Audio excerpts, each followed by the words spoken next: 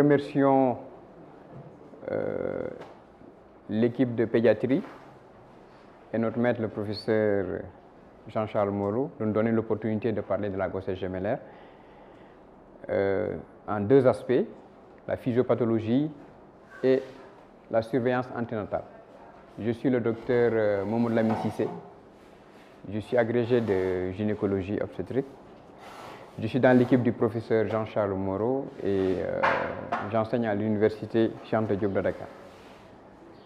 Nous allons aborder la grossesse gémellaire en parlant d'abord de la physiopathologie. Cette physiopathologie, je n'insiste pas sur les objectifs, vous le verrez, mais d'abord sur le plan. Les généralités vont être abordées en premier lieu. Ensuite, nous parlerons de la physiopathologie de la grossesse gémellaire dizygotique et de la grossesse gémellaire monozygotique, avant de conclure et d'enchaîner sur le deuxième exposé. La grossesse gémellaire, le développement simultané de deux embryons et de deux fœtus dans la cavité utérine. L'intérêt de sortir deux embryons et deux fœtus, nous le verrons par la suite. Classiquement, on disait développement simultané de deux fœtus. On se rend compte, en réalité, il y a eu des cas de grossesse gémellaire avec deux embryons et qui se terminent par une grossesse unique. C'est pourquoi cette notion a été introduite pour montrer la place de l'évolution de cette grossesse gémellaire depuis la conception. Deux entités s'opposent, les monozygotes et les dizygotes. Il s'agit d'une pathologie qui était peu rencontrée, 1 à 1,5%. Cependant, ça c'est en Europe, dans la littérature. Mais les 10 dernières années, 15 dernières années, on s'est rendu compte qu'il y a une augmentation du taux des grossesses gémellaires à cause de la prise en charge de l'infertilité, de la procréation médicalement assistée. À Cotonou, en 2007, Lokoso retrouve 4,8%, Dakar Morera en 2007 aussi, sur une étude de 2005-2006, retrouve 2,9%. Le diagnostic était difficile. Grâce à l'échographie, sa prise en charge a été améliorée. Ainsi, cette échographie est disponible même dans nos conditions de travail. Et on va voir dans un second chapitre la place de cette échographie dans la surveillance. Son pronostic est réservé, surtout la mortalité périnatale, morbidité et mortalité périnatale élevée. L'étude de 2007, effectivement, montre qu'une mortalité néonatale précoce encore très élevée dans nos conditions. Il s'agit d'une grossesse et d'un accouchement à haut risque. Sa prise en charge passe par la précocité de son diagnostic, mais surtout par l'utilisation correcte et adaptée des inducteurs de l'ovulation, puisque cette prise en charge de l'infertilité s'est développée en Afrique et on assiste progressivement à une augmentation de la gémellité dans nos pathologies. Premier mécanisme, il s'agit d'abord des grossesses gémellaires dizygotes. Qui parle de dizygote parle de deux ovocytes qui sont fécondés par un spermatozoïde distinctement. Deux, et on résume ce dizygote en faux jumeaux. Trois mécanismes sont incriminés. Il s'agit de la double fécondation, de la superfécondation et de la superfœtation. On ne retient pas ça, puisque ça n'a pas fait sa preuve dans la littérature, ça a été évoqué. Nous rencontrons plus la double fécondation. C'est une double fécondation au cours du même coït. Et la superfécondation, il s'agit de deux fécondations au cours de deux coïts successifs dans le même cycle.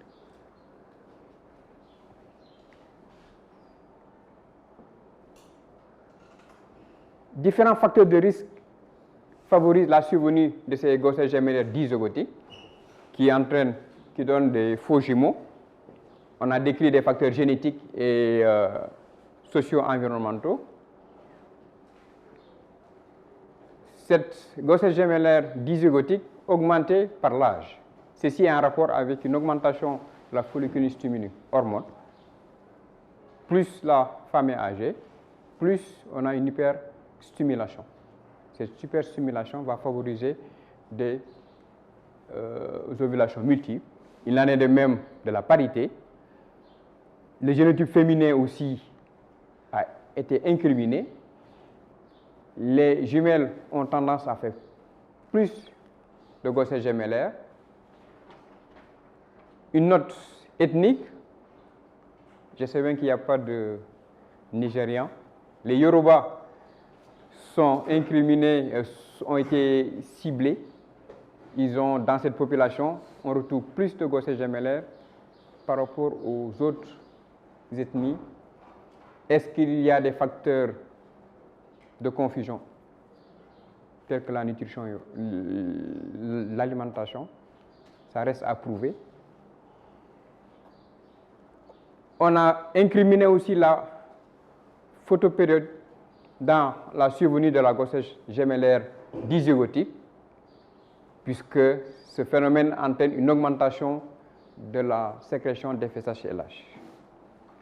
Ces deux facteurs sont en réalité des facteurs iatrogènes, puisque ce sont les médecins qui utilisent ces molécules qui sont responsables de la croissance de ce type de gémellité en utilisant les inducteurs de l'ovulation, mais surtout par le biais de la procréation médicalement assistée. On retrouve 25% d'accouchements de jumeaux. C'était une étude de la FINAT. Quelles sont les conséquences de ces deux mécanismes sur la nidation et la placentation? On a une grossesse bichoriale biamniotique. Deuxième point important, il n'y a pas d'anosocose vasculaire. Important aussi, on n'a pas le même patrimoine génétique et ce sont de faux jumeaux. Le plus souvent, on a des sexes différents, ceci va nous rassurer au cours de la pratique de l'échographie. L'identification de sexes différents nous permet d'emblée de suspecter de manière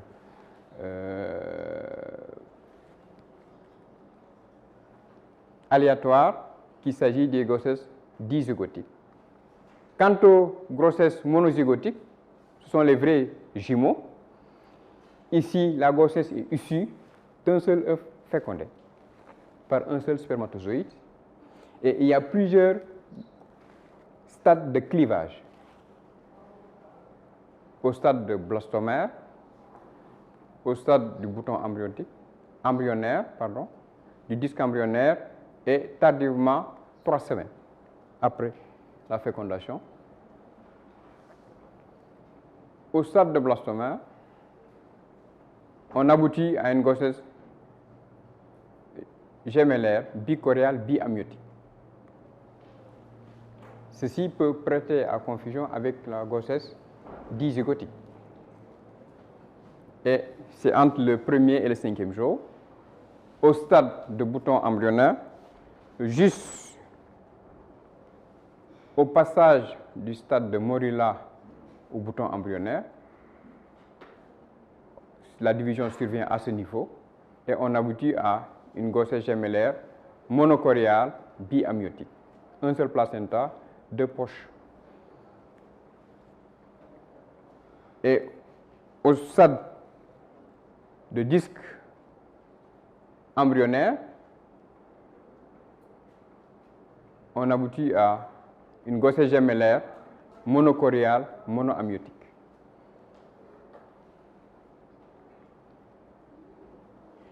Et si le stade est tardif, 3 semaines après la fécondation, on a un clivage qui est incomplet. Nous rencontrons des jumeaux siamois ou des monstres doubles. Ici, c'est le cas. Vous voyez ici, on n'a qu'un seul tronc, membre supérieur, et c'est au niveau de pôle céphalique.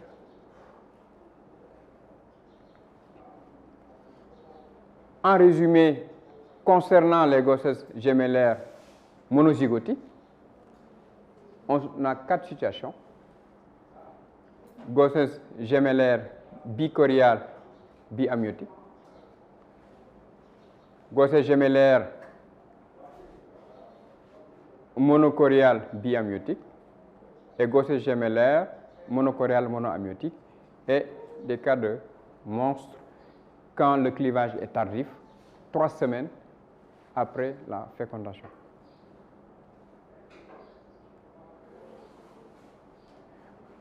La fréquence de ces grossesses gémellaires monozygotes est stable dans l'ensemble de la population.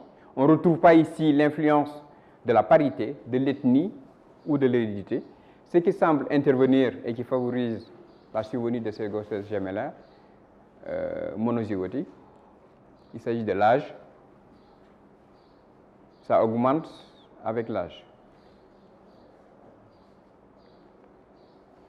Quelles sont les conséquences de ces grossesses gémellaires monozygotiques sur la nidation et sur la placentation? Le risque de séparation de l'œuf embryonnaire est beaucoup plus élevé, de même que la survenue des avortements et des anomalies chromosomiques dans ce type de gémellité. Ainsi, on retrouve plus les grossesses monochoriales biamniotiques. Et ça a été le cas dans l'étude à Dakar. Par contre, si à l'étude de 2007, on avait retrouvé plus de grossesses bichoriales biamniotiques, on ne peut pas ici séparer les grossesses monozygotiques et dizygotiques, puisque ce n'était pas l'objet de l'étude. Ainsi, on va améliorer les recueils de nos données pour vraiment montrer la part de la gémellité dizygotique, de la gémellité monozygotique.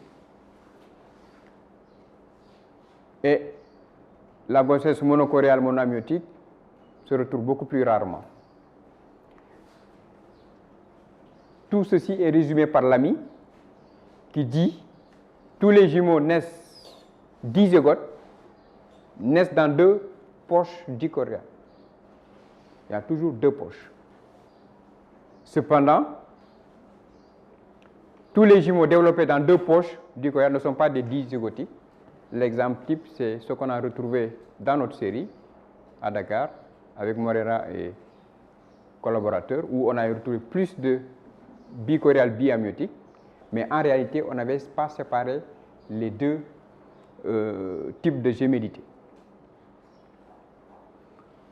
Quelles sont les conséquences de ces 3 pathologies?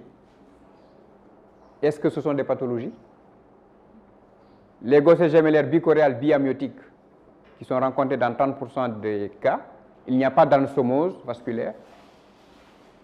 Cependant, le patrimoine génétique est identique, contrairement aux faux jumeaux, et il s'agit de vrais jumeaux. Pour les grossesses monochoriales biamniotiques, les anostomoses sont constantes, surtout les anostomoses superficielles. Ça pose moins de problèmes que les anostomoses profondes, où on se retrouve dans le syndrome de transfuseur-transfusé. L'un des fœtus va pratiquement recevoir tout le sang qui provient de l'autre. La grossesse monochoriale monoamniotique, ici, on n'a qu'une seule poche, un seul placenta. Les insertions funiculaires sont très proches. On rencontre plus de complications fœtales. Dystocie fœtale, enroulement du cordon. Les anostomoses sont constantes, mais il n'y a jamais de syndrome de transfuseur-transfusé dans la grossesse monochoriale monoamniotique. Et on observe ici grossesse monochoriale monoamniotique. L'exemple type, qui va sortir le premier? Les 2 arrivent en même temps. Personne ne sort. Moralité, il faut que l'un sorte, puis que l'autre puisse sortir.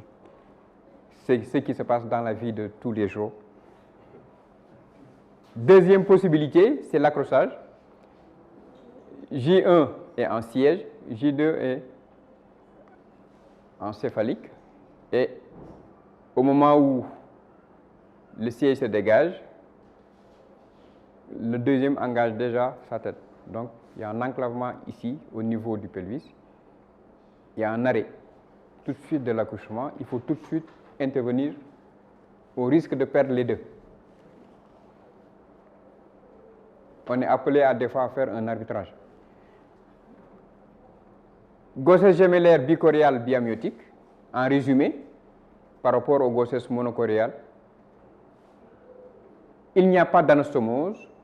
Ici, il y en a. Il n'y a pas d'anomalie d'accommodation, ce qui n'est pas le cas dans la grossesse monochoriale. Et il n'y a pas de dystocie fœtale. Le risque d'anomalie d'accommodation et de dystocie est plus élevé, se rencontre plus dans la grossesse monochoriale monoamniotique. Deux tableaux, deux situations, deux pronostics, deux conduites différentes. Si la grossesse gémellaire a été considérée comme rare avant, ce qui n'est plus le cas, du fait de la prise en charge de l'infertilité, il s'agit d'une grossesse à haut risque,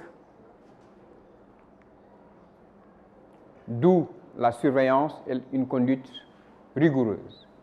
Ceci nous permet de faire la transition avec le deuxième volet de l'exposé sur les grossesses gémellaires. Si vous permettez, puisqu'on a une contrainte de temps, de faire les deux exposés des grossesses gémellaires, regrouper les questions avant. En effet, la bonne compréhension de cette physiopathologie va nous aider à reconnaître l'intérêt de cette surveillance anténatale. On nous a dit surveillance anténatale, c'est l'ensemble des moyens et méthodes cliniques et paracliniques permettant de contrôler l'évolution de la grossesse gémellaire avant l'accouchement.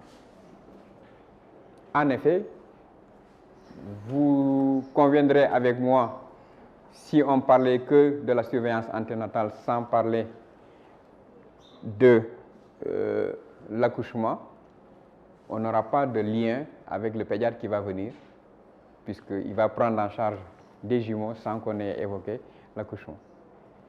Ça a été pris en charge dans la question. C'est pourquoi on a parlé de la surveillance clinique, paraclinique, de l'évolution pronostique et de la conduite proprement dite pour pouvoir passer le témoin au pédiatre. L'intérêt a été résumé en 4 points. Épidémiologique, on l'a déjà évoqué, il s'agit d'une grossesse à haut risque. Le diagnostic, ici, dans nos conditions, semble difficile, mais depuis l'avènement de l'échographie, ça s'est simplifié. Attention, il y a des pièges par rapport à cette pratique de l'échographie. La conduite passe par la prévention. En réalité, ce n'est pas la prévention de la gémilité, mais c'est la prévention et la prise en charge des complications.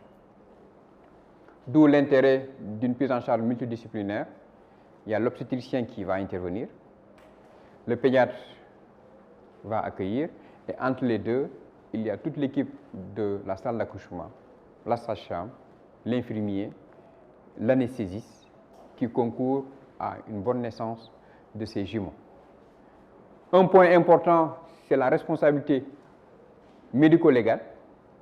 En réalité, imaginez si l'obstétricien passe à côté de ce diagnostic, la famille ne se prépare pas à accueillir cet enfant, ces deux enfants, et à la naissance, on sort 2 enfants.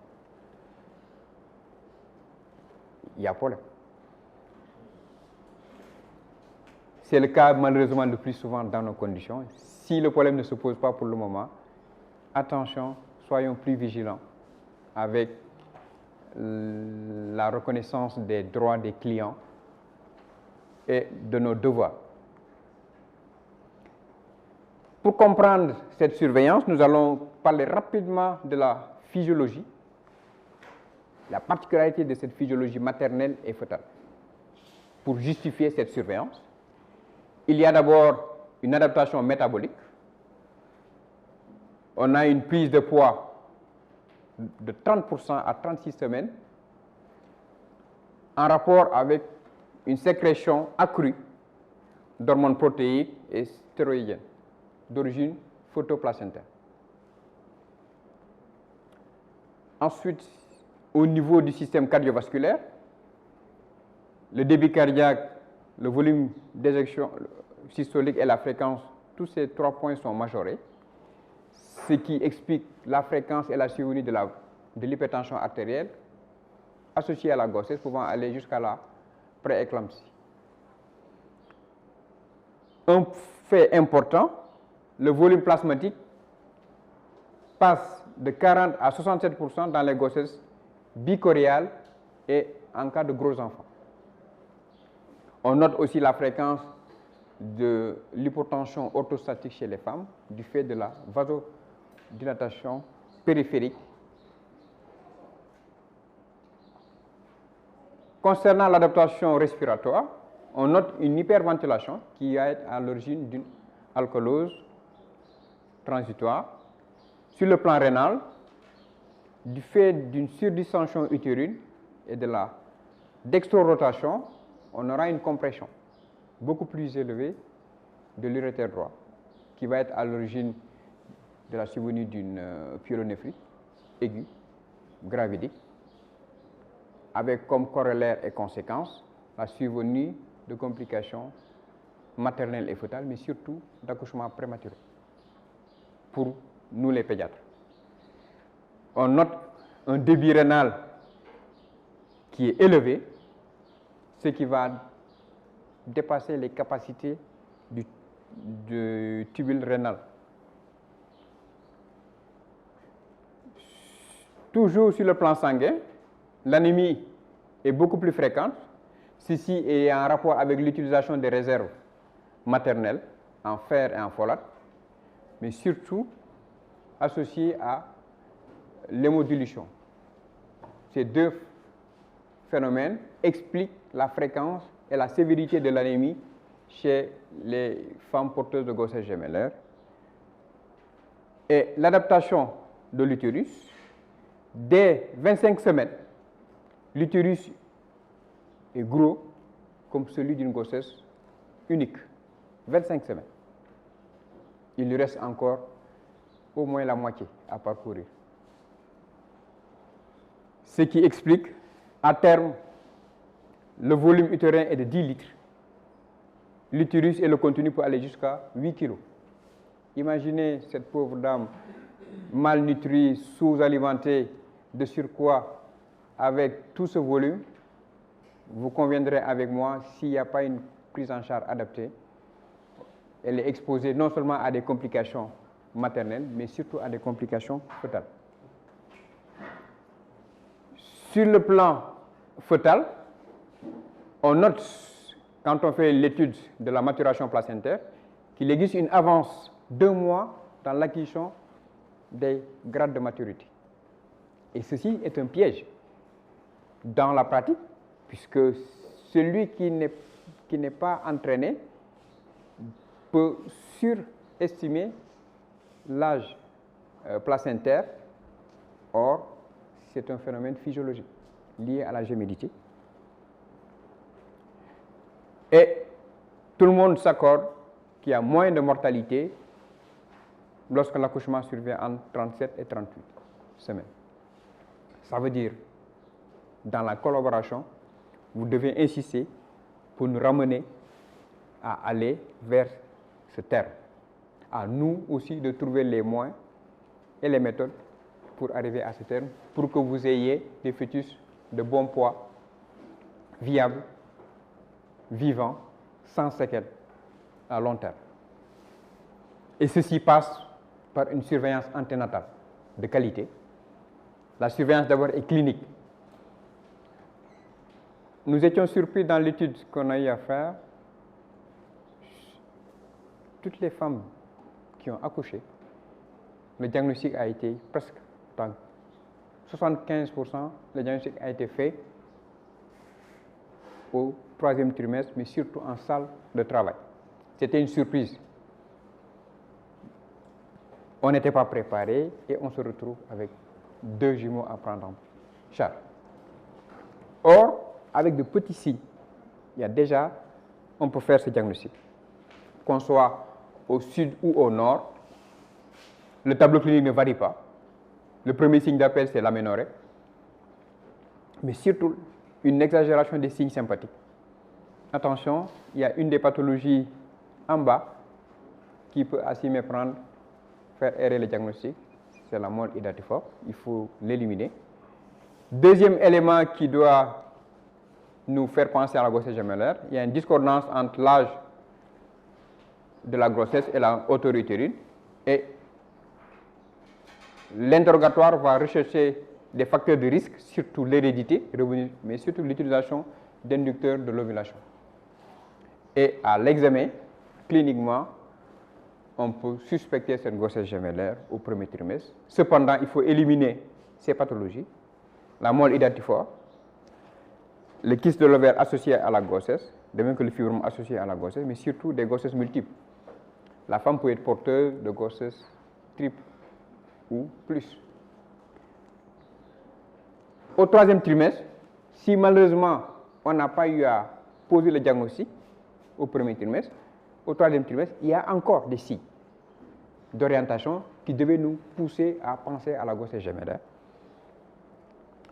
La fatigabilité, les troubles respiratoires, du fait de cette surdistension utérine qui gêne ce jeu diaphragmatique à l'origine de des troubles respiratoires, de cette fatigabilité, de l'hypotension orthostatique et des œdèmes des membres inférieurs, puisque la compression des gros vaisseaux empêche ce retour correct du sang. La surdistension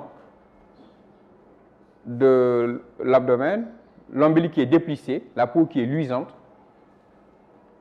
un diastasis des grands droits, des varices.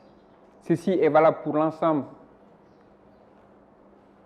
des pathologies qui se manifestent par un volume excessif de l'utérus. On continue l'examen, ce qui va davantage nous orienter vers la grossesse gémellaire. On peut retrouver 4 pôles, ça c'est une chance. Si on n'est pas chanceux, on tombe sur 3 pôles. Une grossesse unique ne peut pas avoir 3 pôles, ou 2 pôles de même nom. Mieux, une hauteur utérine supérieure à 36 cm, 2 foyers d'auscultation fœtale distants au moins de 7 cm, et quelques rares fois le signe de flot, qui est en réalité une complication. On élimine les pathologies qui peuvent faire confondre le diagnostic, l'hydramniose, le fibrome, la macrosomie, les autres grossesses multiples. Et pour faire le diagnostic, on a plusieurs moyens, au 1er trimestre et au 3e trimestre. Qu'est-ce qu'on va utiliser? Au 1er trimestre, c'est une augmentation des bêta-prolons. Ici, on a des taux supérieurs à la normale, largement. Ceci doit nous pousser. Malheureusement, ce n'est pas disponible dans nos pratiques de tous les jours. Par contre, ce qui est accessible, c'est l'échographie, puisque l'échographie est décentralisée dans les coins les plus reculés ici au Sénégal. Même à 700 km à Kédougou, on peut l'utiliser. L'échographie va préciser le type et la morphologie. Nous allons passer en revue la place de cette échographie dans la surveillance anténatale. Cette échographie obstétricale va visualiser 2 sacs gestationnels, et ceci dès la 6e semaine d'aménorrhée. Si on utilise la voie abdominale, dès la 5e semaine d'aménorrhée, quand on utilise la sonde vaginale. Donc ça veut dire qu'on peut précocement poser le diagnostic de ce gémito. Or, de la qualité et du pronostic dépendent la précocité de cette grossesse gémellaire. Ceci permet d'éliminer des pathologies telles que l'hématome périovulaire, le décollement des caducs et un léger décalage entre les deux œufs fécondés. Mais surtout, au premier trimestre, ici, il ne faut pas ignorer un troisième embryon ni un quatrième. C'est plus facile de le faire au premier trimestre que d'attendre au troisième trimestre. Ne soyez pas surpris quand on se trompe au troisième trimestre, c'est possible. Ça peut arriver aux plus expérimentés, mais au premier trimestre, avant 7 semaines, on peut poser avec certitude la gémellité. À 7 semaines, 100% des cas, on peut poser, dans 100% des cas, on peut faire le diagnostic, surtout quand on a une sonde vaginale. Quel est le signe pathognomonique? C'est le signe de lambda qu'il faut rechercher systématiquement entre la 8e et la 15e semaine d'aménorrhée. Ce signe est lié au clivage des membranes à la jonction trophoblastique. Un point important, c'est l'épaisseur de la membrane qui est de 2 mm. Et on verra cet intérêt par rapport à la grossesse monochoriale. Ainsi, on peut affirmer qu'il y a une grossesse bichoriale. Mais on ne peut jamais confirmer si c'est une monozygote ou dizygote. C'est ultérieurement qu'on pourra le faire. En cas de grossesse monochoriale, ici on a une seule cavité. D'accord? Une masse trophoblastique, un seul sac, 2 vésicules, 2 embryons, mais il n'y a pas de signe de lambda. Et on a une petite membrane, d'accord? Cette petite membrane fait toujours moins de 2 mm. Et l'absence de cloison doit toujours nous faire rechercher une grossesse monoamniotique, puisqu'on a vu dans la physiopathologie le risque de complications de dystocie fœtale plus élevé en cas de grossesse monozygote monochoriale. Toujours au premier trimestre. On n'a pas fini avec l'échographie. Il faut un contrôle mensuel du col, puisqu'on a vu le risque d'avortement est plus élevé. L'échographie est accessible. Il faut une échographie mensuelle pour dépister des malformations, puisqu'on a fait l'échographie précocement dès 5 semaines, 6 semaines. Et on a vu dans la physiopathologie qu'il y a des risques de malformation 3 semaines après. Donc, il faut attendre pour refaire l'échographie pour pouvoir diagnostiquer certaines malformations que nous allons voir. Toujours au premier trimestre, c'est pourquoi on disait c'est un développement de 2 embryons puis de 2 fœtus. On peut avoir une évanescence embryonnaire qui est une lyse précoce d'un sac ovulaire et de l'embryon, préalablement visible. Donc l'information a été donnée, partagée avec le couple, et on est surpris dans l'évolution qu'on se retrouve avec une grossesse unique. Il faut pouvoir l'expliquer et leur donner les causes et les raisons. Sinon, s'ils sont de certaines ethnies, d'Afrique ou ailleurs, je ne veux pas citer de nom, il peut passer à des choses extraordinaires. Je ne veux pas donner de nom. Les conséquences, que c'est peut-être l'ancêtre qui est passé par là ou c'est le voisin qui a récupéré un des embryons. Puisqu'il y était 2. Et elle a même vu qu'il y avait 2 embryons. Pourquoi finalement elle se retrouve avec un seul embryon? Il faut lui donner les raisons et l'explication. Dépistage précoce des malformations, fœtus acardia et fœtus conjoint. Dès le premier trimestre, si tout le monde se met à faire des échographies de bonne qualité, on ne doit plus avoir de fœtus siamois à terme, devant la disproportion photopelvienne et que ça soit une découverte opératoire au cours de la césarienne. L'échographie au 3e trimestre, ici, comme élément de surveillance, va confirmer le type anatomique, la position et la biométrie. Toujours au 3e trimestre, grâce à l'échographie, on continue la surveillance paraclinique avec la détection de malformations, de complications. Les complications non spécifiques, les pathologies du type neural, cérébral, la cardiopathie. Mais surtout, ce qui va nous intéresser au 3e trimestre, il s'agit de la présentation des 2 jumeaux. De ces présentations et du type de gémellité dépendent le pronostic, la voie d'accouchement et de la stratégie à adopter. L'exemple type, si on a une présentation transversale ici, les 2 sont superposés dans ces conditions, à terme, on ne prendra jamais le risque de la faire accoucher par voie basse.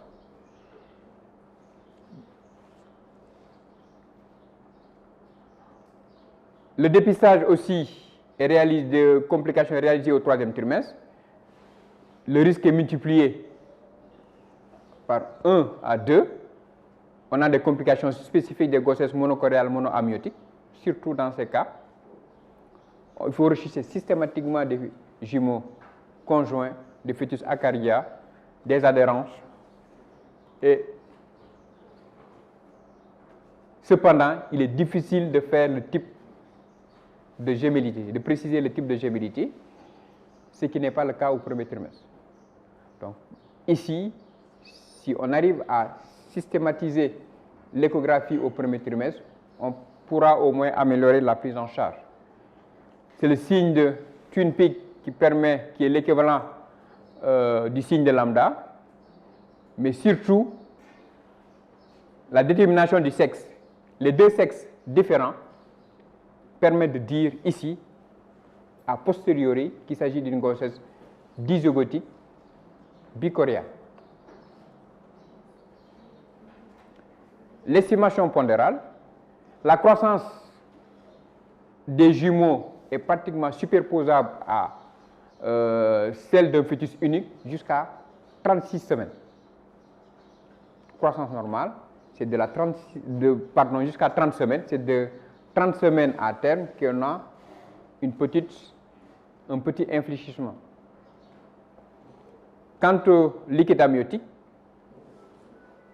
il faut suspecter un syndrome de transfuseur-transfusé en cas d'éthylamyose aiguë où le diagnostic est fait au 2e trimestre dans un tableau typique, même si ça n'a pas été retrouvé à l'échographie. Le niveau d'insertion du placenta est recherché et précisé puisque le placenta prévia est fréquent. Il s'agit de placenta large, étalé, pouvant descendre jusqu'au niveau du segment inférieur. Un enroulement funiculaire doit être recherché systématiquement en cas de grossesse monoamniotique. Et le Doppler ombilical et cérébral ne varie pas, qu'on soit en grossesse unique ou grossesse gémellaire. À côté de l'échographie, qui a vraiment révolutionné la prise en charge et la surveillance paraclinique, on peut céder de l'enregistrement du rythme cardiaque fœtal ou dans un moindre mesure de la radiographie du contenu utérin. L'évolution et le pronostic au cours de la surveillance, on passe en revue, on n'insiste pas dessus, les accidents pendant la grossesse.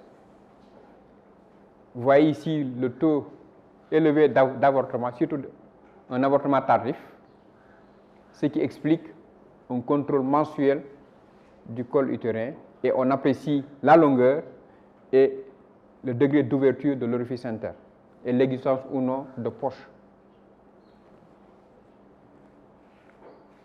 L'accouchement prématuré est fréquent. Le placenta prévia, l'anémie fériprive, la rupture prématurée des membranes, ça a été évoqué par Dr Gay tout à l'heure. On a des complications spécifiques. Ces complications peuvent être détectées et prises en charge par l'échographie. Et malheureusement, on a des complications jusqu'à l'accouchement. Des dyssocies propres, la dyssocie dynamique à cause de la surdistension utérine, la souffrance fœtale aiguë du fait d'un travail prolongé et la survenue de l'hémorragie de la délivrance à cause de la longueur du travail, de la surdistension utérine, ce qui va être à l'origine de cette hémorragie, pouvant mettre en jeu le pronostic vital maternel. La dyssocie mécanique peut être rencontrée en cas d'anomalie du bassin, mais il y a des complications propres à l'accouchement, à la gémellité. Je vais vous parler de la collusion, de la compactation. Vous voyez ici les deux, ils ne se sont pas engagés. Finalement, au prix d'un effort soutenu, ils s'engagent, mais ils vont s'arrêter. L'impactation, il y a un qui passe et le dernier va forcer le passage. Celui qui est passé en premier ne continue pas et lui aussi non plus. Et l'accrochage des mentons. Devant toutes ces complications, il nous faut prendre en charge. D'abord, pendant la grossesse, on en a parlé, diagnostic précoce, la surveillance clinique et paraclinique, les mesures préventives, promotionnelles et curatives sont pratiquement les mêmes. Il faut insister sur les facteurs de risque et atténuer la survenue de cette anémie. On parlera du repos. Ce qui est discuté, c'est le cerclage. Grossesse gémellaire n'est pas égal au cerclage. Le repos seul suffit. Et c'est difficile des fois de changer les habitudes. Il faut arrêter précocement les femmes qui sont enceintes. La corticothérapie de 36 semaines, à partir de 34 semaines. Les dernières recommandations du CENGOV préconisaient la corticothérapie dès la 28e semaine d'aménorrhée. Au cours de l'accouchement, précaution en milieu hospitalier, il faut la présence de l'obstétricien, du pédiatre, de l'anesthésiste, de la sage-femme, mais surtout vérifier et faire le diagnostic de certitude des présentations. À défaut, on possède même de l'échographie en salle de travail avant de décider de la voie d'accouchement. La surveillance du travail classique. Avant, on disait avoir un antispasmodique, peu d'ocytocine. Il faut préciser que les conditions diffèrent. Si en Europe, l'accouchement des jumeaux se fait systématiquement sous péridurale, ce qui n'est pas le cas aussi dans nos conditions. C'est pourquoi on parle de ces précautions. Et on n'utilise pas systématiquement l'ocytocine, contrairement en Europe. L'accouchement par voie basse se fait à 4 temps, je n'insiste pas, puisque ça sont des aspects liés aux obstétriciens. Mais ce qui nous intéresse, c'est ici, où le pédiatre doit savoir ce qui a été fait. Le deuxième jumeau, plus on tarde à faire naître le deuxième jumeau, plus il y a des complications. La grande extraction de siège, la césarienne, ça continue à être pratiqué dans nos conditions, puisque ce sont des grossesses gémellaires de découverte au cours du travail. L'accouchement est survenu en périphérie ou à domicile, et c'est ultérieurement qu'on nous envoie ces patients. On en a eu un cas ce matin. Présentation transversale. Toutes les manœuvres sont féticides. Si en Europe, le choix est fait d'abréger le travail, ici, nous insistons sur l'apprentissage avant d'aller faire ces manœuvres. Par contre, pour les pédiatres et pour les autres, c'est surtout dans quel cas il ne faut pas autoriser l'accouchement par voie basse, ou d'emblée, on vous appelle pour dire on va faire une césarienne prophylactique. Ne serait-ce, même si ce n'est pas vous qui allez le faire, on insistera sur les césariennes prophylactiques, mais surtout les césariennes d'urgence, où votre présence est nécessaire pour prendre en charge ces nouveau-nés qui posent un problème pour l'allaitement, puisqu'il faut 2. Pour nous, on s'occupe de la contraception longue durée et de la consultation postnatale. Vous voyez, et on se rend compte que la grossesse gémellaire, aussi bien son suivi que l'accouchement, pose problème. Il s'agit, et surtout la prise en charge de l'enfant. Son pronostic passe par un diagnostic précoce grâce à l'utilisation de l'échographie et surtout avec une surveillance rapprochée et enfin par un accouchement assisté par du personnel qualifié en milieu obstétrico-chirurgical. Nous vous remercions de votre attention.